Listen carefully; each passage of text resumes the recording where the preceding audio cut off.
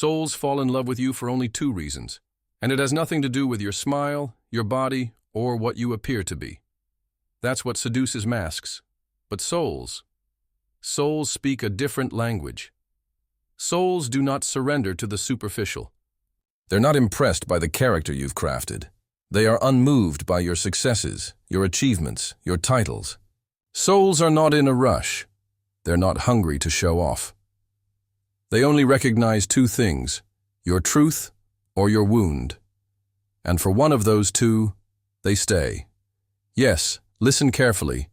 A soul either falls in love with your light, or it falls in love with your shadow. There is no middle ground.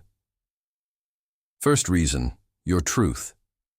There is something irresistible about a human being who doesn't perform, who isn't trying to impress, who isn't playing a role, who simply is. When someone is present in their authenticity, when they no longer need to wear a mask to be accepted, when they've stopped begging for love because they've found it within, something magnetic happens. Awakened souls recognize it instantly. Do you know why? Because there are not many truths walking around in the world. There are too many characters, too many egos screaming from fear, too many empty shop windows.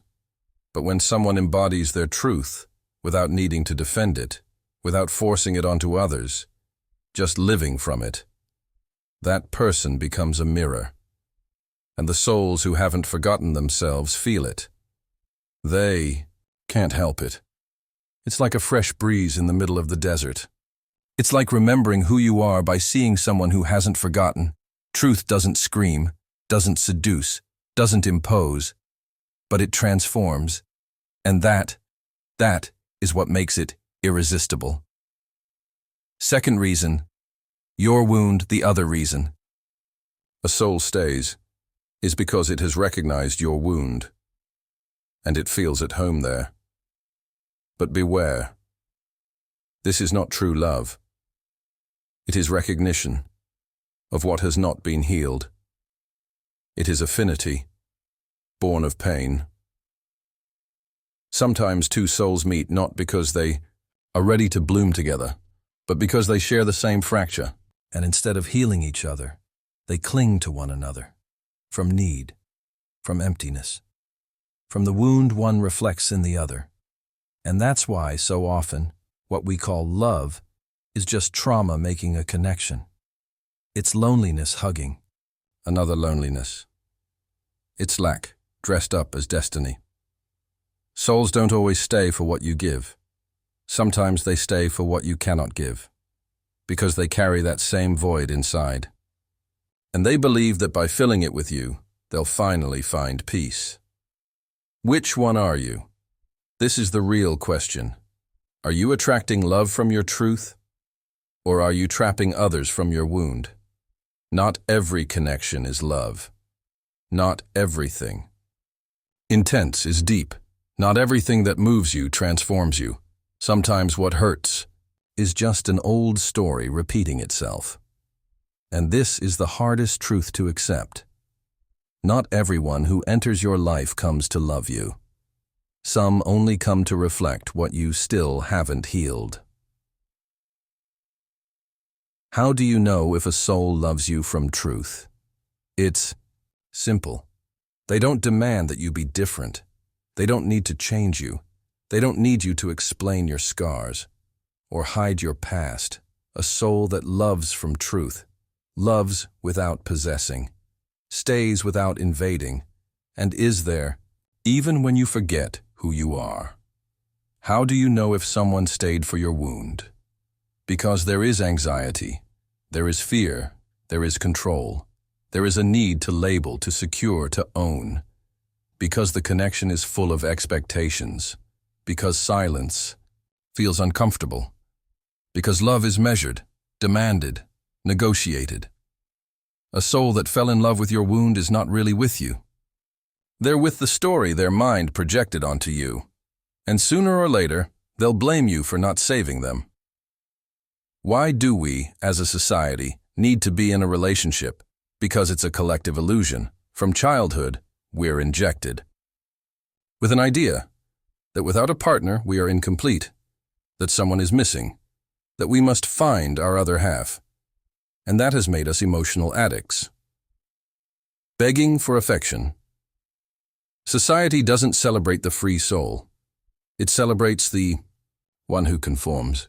It doesn't uplift the self-sufficient, but the one who found someone.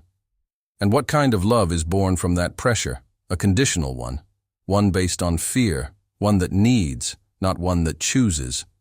We're programmed to believe that without romantic love, we are failures. And that leads us into relationships from emptiness, from hunger, from urgency. But when do we ever talk about love born from inner silence? From the joy of being alone and whole?